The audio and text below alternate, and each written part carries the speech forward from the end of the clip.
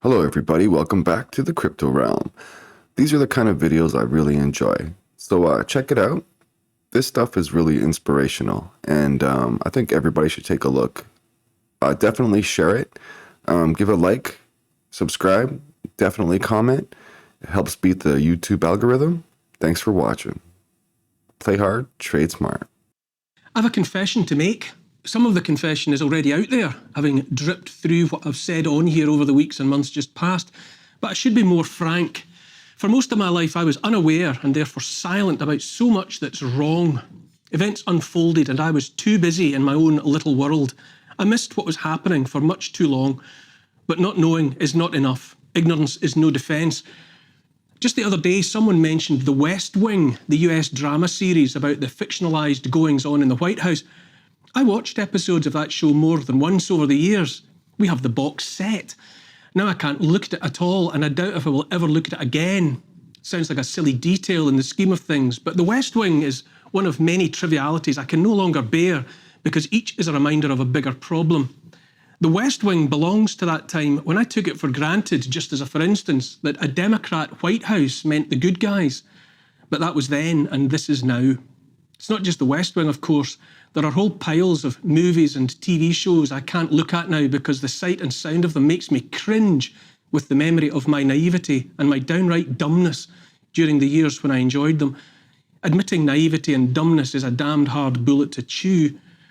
So much of what's wrong in the world is moving faster and faster. But all those neoliberal stooges in their tiny, tiny suits with their good hair and 100 grand wristwatches, the ones that all went to the same sort of schools and belonged to the same sort of private clubs, that were mentored by the same elderly ghouls and so have the same connections to the same transnational entities and corporations, all those identikit placemen and women pretending to care about equality and diversity, while focused only and always on playing their parts in securing yet more wealth and power for others like themselves. All of them are running scared now, and for good reason. The internet helped them enormously. Indeed, the grab for power and mountains of cash during the past 3 years would not have been possible without it. But the internet is a double-edged sword, and double-edged swords are sharp on both sides. Never before have so many of us had access to so much information about all that's going on. Those neoliberals, those neo-feudalists like to brand everything that doesn't help their cause as misinformation. But they would say that, wouldn't they? More and more of us have rumbled them, though, those proto-tyrants and mini-dictators, and they know it. And it's already too late for them to put the genie back in the lamp. And so all they can do is take more and more liberties, pass more and more legislation to let them build the walls they hope will protect them from us. It's like a supermarket sweep, as they hurtle up and down the aisles, desperately piling anything and everything into their trolleys before their time runs out. And so Emmanuel Macron slips his luxury watch off of his wrist and into his trouser pocket on live TV while he thinks no one's looking. And after making it illegal to film and share footage of the French police in action as they beat French people with batons and spray tear gas into their faces, the mainstream media there, here and elsewhere pushes the line that the French peasants are revolting in the face of changes to the pensionable age. What arrant nonsense. This latest unrest in France, this revolution, is hardly about pensions.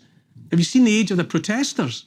20-somethings who surely care not a jot about what pensions they may or may not receive in 4 decades' time. This is the continuing war by the yellow vests, those regular people sick and tired of everything Macron stands for, who see through his hollow cant about égalité and diversity all the way to the heart of what's really going on, which is to say a desperate last dash for the power to crush and silence dissent. No wonder he had to cancel the visit by King Charles. To lose one king off with his head is unfortunate. To lose 2 would be downright careless.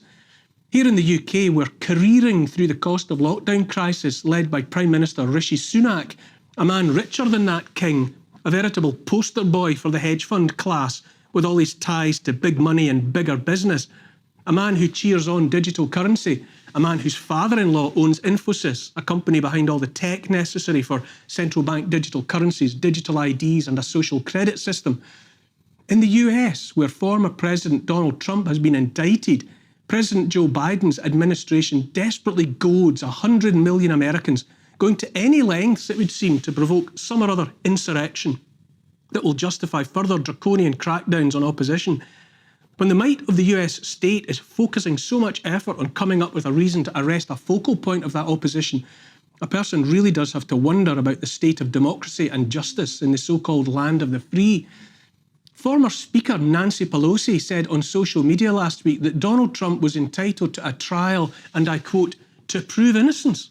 Correct me if I'm wrong, but the last time I looked, a person living in a democracy was presumed innocent until proven guilty.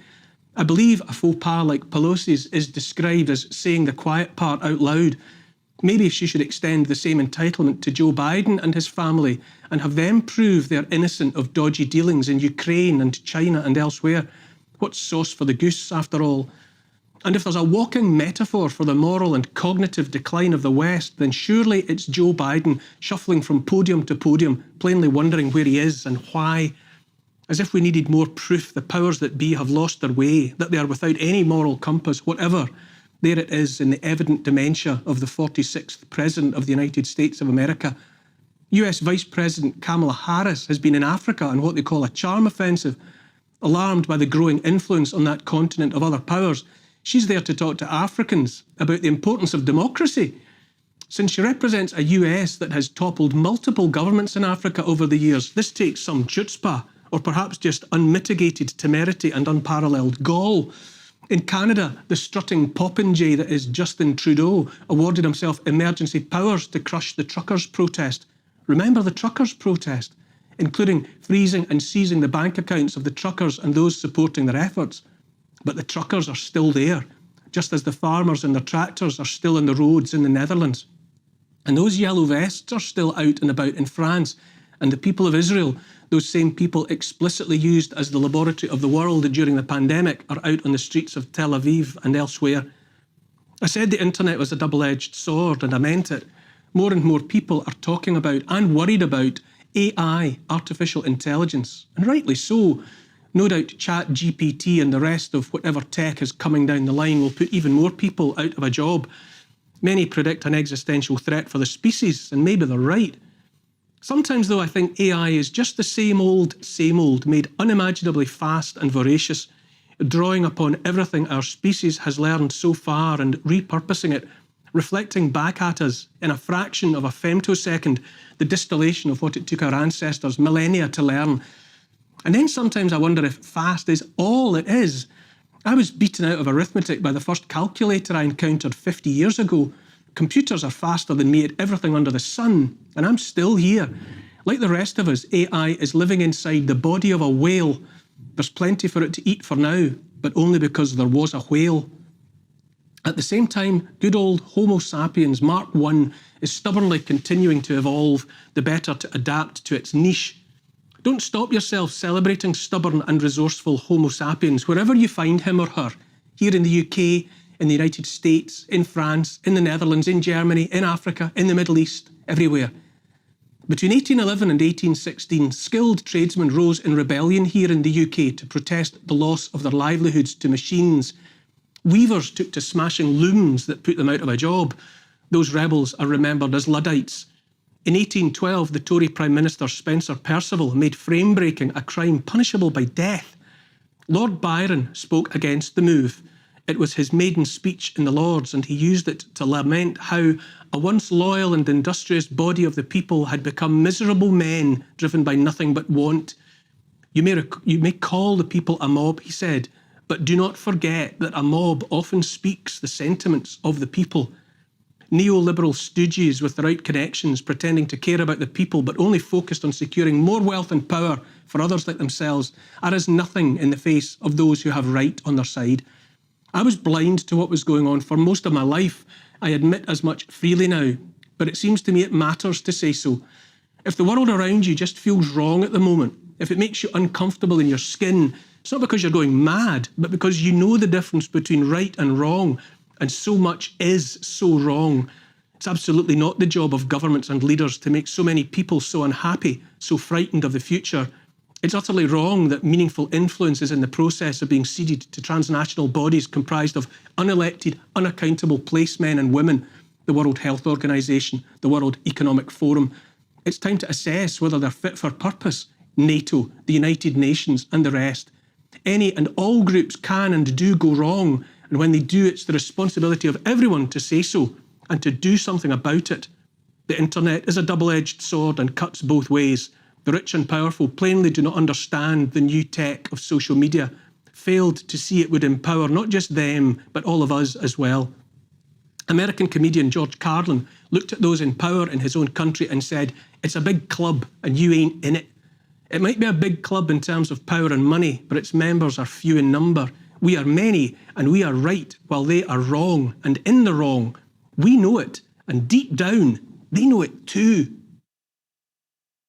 Hello, fellow adventurers. Are you tired of lugging around those big, heavy, and noisy generators on your camping trips? Well, you're in luck. The Bluettie generator is here to make your life easier and your camping experience more enjoyable. Let me tell you, these generators are game changers. They're ultra portable and lightweight, making them perfect for taking on the go. And don't be fooled by their small size. These little guys pack a powerful punch. You can power up your devices, lights, and even small appliances like blenders or coffee makers, all with ease. But here's the best part. The Bluettie generators are super quiet. That's right, no more noisy interruptions to your peaceful camping experience. You can power up your gadgets without disturbing the peace and quiet of the great outdoors. And the utility of these generators doesn't stop there. They're also great for emergency backup power during power outages or natural disasters. Keep your lights on and your devices charged, no matter what life throws your way.